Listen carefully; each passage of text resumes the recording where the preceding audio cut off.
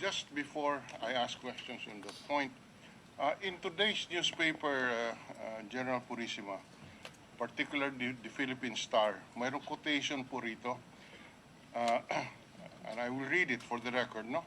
The news article said, Director General Alan Purisima, who has resigned as the Philippine National Police Chief, also failed to inform PNP officer in charge, Deputy Director General Leonardo Espina, about the operation as Aquino had ordered, the President told the congressman. Do you confirm this? That the President ordered you to specifically inform PNP OIC Director General Espina? Your Honor, I informed Police Deputy Director General Espina on the morning of January 25.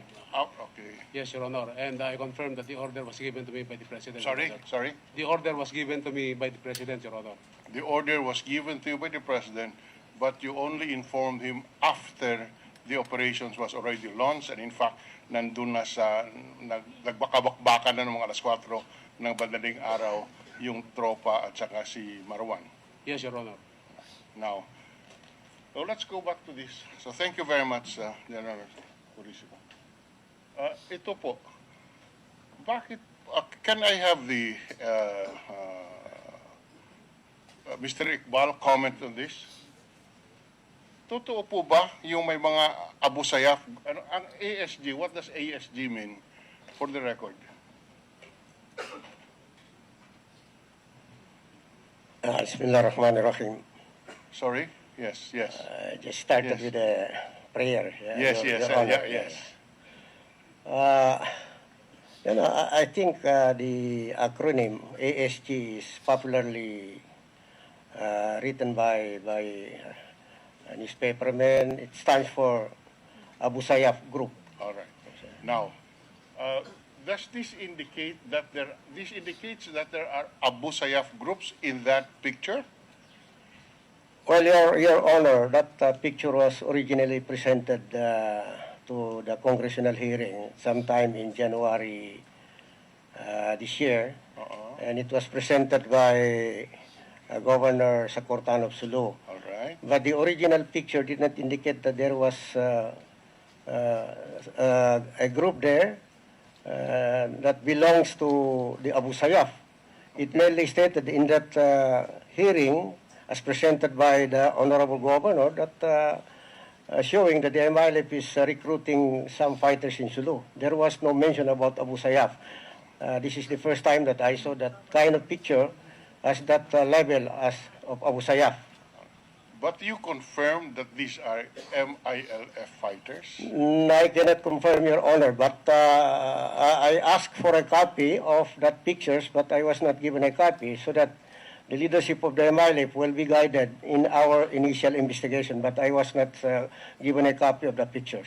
When you say divided, you mean some of those confirm that these are MILF members, the others are disputing it? Is that? No, it's not. That's not what I mean, Your Honor. But what I mean is that when it was presented during that congressional hearing, I was asking for a copy of the picture. I was not able to get a copy, and then I said I will pass on the information to the leadership of the MILF, and we'll try to look at the allegation whether it is true or not. But Your Honor, that area, that municipality, is embroiled with political problems. There is a ongoing misunderstanding between the politicians in the area, and I think it has something to do with that. All right. May I now direct my questions to Professor Ferrer, our Secretary Deles? You have received this picture earlier, I assume. Yes, Your Honor. Very recently, and I have also asked our people on the ground to validate, and I gave I asked my staff to convey to the MILF Secretariat, but because we have been very busy with this one, I have not been able to really follow up. But we have relayed the message to the Secretariat, Your Honor, that to the MILF Secretariat, Your Honor, that this is something that we will need to respond to because we received it in an official basis. As well, we have asked the AFP. As well, we have asked our CCCH to verify, Your Honor. To which body did you submit it again? To the Secretariat of? One of the Secretariat members of the MILF, Your Honor. I'm still check. This was just last over the weekend, so I still need to follow up. Why to the MILF Secretariat? Well, because this is our allegations. These are allegations against them, and we would also usually, when there are allegations like that, we also check with the leadership. What do you know about this, and how will you respond to this? You should not. Should you not have done our own investigation as government? Yes, Your Honor, yes, Isn't that something revealing? Isn't that revealing? Yes, We Your are Honor. government. We on an issue such as this, you're asking the MILF to comment, and of course the MILF that is expected of them to deny anything, everything. As Mr. Iqbal now, if I were in his shoes, I would also deny that this is MILF. If I may, Your Honor, Yes. because we did do our checking immediately after we received we took a photograph of the photograph at the Senate, and later on we were able to get a cop at the House at that time. And we asked our mechanism, the ceasefire mechanism of government, to undertake their own checking. And they have given us a report of what they found out about this, and we can provide the Senate with a copy of their response So there is already a report. from our ceasefire committee about From your ceasefire about their committee. analysis of the photograph. You have a do you have a copy of the report? It's in our files, Your Honor. Now, what do you mean? You don't have it with you right now? No, sir. But if we can provide the Senate, you understand that there are some security considerations there, but we can provide the Senate with a copy of the report from our ceasefire committee. Have you provided the armed forces and the PNP with copies of this report? Sir, they get their information also from all sources, including the armed forces of the Philippines. No, I'm asking you a direct question. Did you provide Secretary Rojas and Secretary Gasmin with this report? Because in the past 5 hearings in this committee, it is obvious that many of these things happened because of lack of coordination, lack of information, lack of proper reporting. Now, this was the initial failures apparently is from the PNP, failure to coordinate, etc. But now I'm asking you the question: did you provide as head of our peace panel? Did you provide Secretary Rojas and Secretary Gasmin of this report?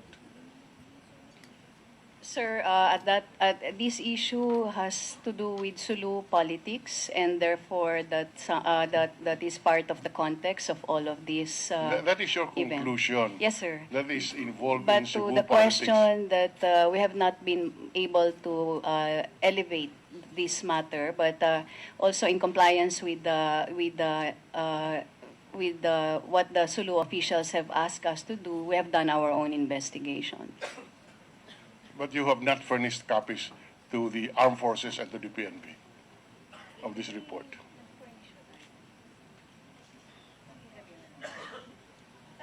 Your Honor, the CCCH is composed of AFP and PNP. Sir, I understand that the source of the validation was the Western Mindanao Command, and who gave us their response on this. I'm sorry, Professor. The office of the General Guerrero, who is the commander of the Western Mindanao Command, provided us with the information that was transmitted to us after our inquiry. So you're telling us now that if I ask you, can you tell us in substance what is in the report? You cannot do that today. There are some identified personalities there. There are some private armed groups there. in terms of the weaponry and so on. But it's very sensitive because of the nature of the politics in the area. What As you is know, so there are- sensitive about the politics in the area? The political Politics is never alliances, sensitive. sir, the political alliances that are emerging in time for the 2016 Sorry, election. sorry? The political alliances that are emerging for the 2016 election. What is so sensitive about political alliances for 2016? Why is that confidential? Why cannot that be revealed in public? Because what is in issue here, as our chair has stated, is that apparently there is a continuous build-up of arms, notwithstanding the comprehensive agreement on the Bangsamoro that we have signed. Your Honor, that is what we had checked out. And I would just like to clarify that the first thing when we receive this at my level is to refer it to the panel, because they are the ones with the mechanisms that work with the CCCH, with the AFP and the PNP, so that coordination happens on that level, Your Honor. I again ask the question, Professor. My first move was not to give it to the MILF. It was first through our own mechanisms, Your Honor. All right. Again, I ask the question on Professor Ferrer. Do you have a copy of this report with We you have it today? in our electronic Sorry? file. We do have it now in our electronic you do have file. it now? Yes, sir. But we can give it to you as a document for your perusal. What does it contain?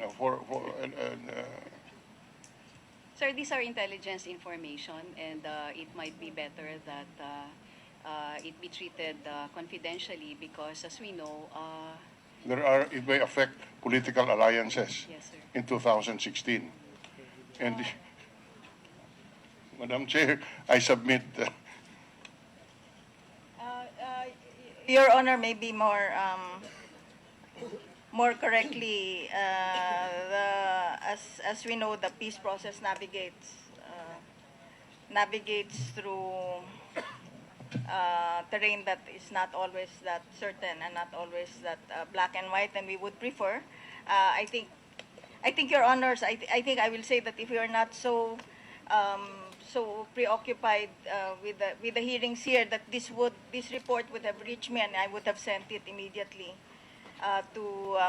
Can you just submit the report to the committee? Yes, Your Honor. For the record, Mr. President, I think that it should be clear also that when you invoke certain security concerns, it has to be because you are not wanting to jeopardize an ongoing criminal investigation or military operation, because technically we cannot allow you to invoke that unless there's a clear and present danger in the lives also of the constituents within the area. So let us just make it clear that we are allowing this not because of political considerations for 2016, but because of those possible other immediate implications that may be brought about. But we will request for you to submit those documents, please. Yes, Your Honor. Maybe just to clarify that it is not pure political, but that it is political with the possibility of bringing out in conflicting political I have to parties. say, All if right. I may, Your Honor, a report, which means it would still have to be further validated. It is local. Your Honor. When we refer to 2016, it is the local politics in Sulu, where I think it is known that there are still arms on many sides of the political conflicts in Sulu.